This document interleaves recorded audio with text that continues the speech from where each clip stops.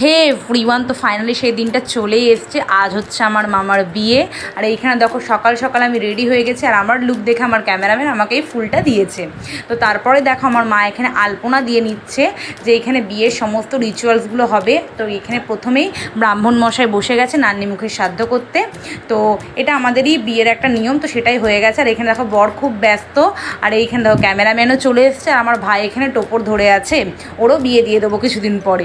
তো তারপরে দেখো এখানে ব্রাহ্মণ মশাই গায়ে তেল হলুদ দিয়ে দিল মামার, আর সেই হলুদ তেল আর তার সাথে এই মাছ নিয়ে আমরা চলে গেছিলাম মামিমার বাড়িতে। আর এইখানে দেখো সমস্ত বড়রা মিলে মামিকে গাইড করে দিচ্ছে কী কী নিয়ম আছে।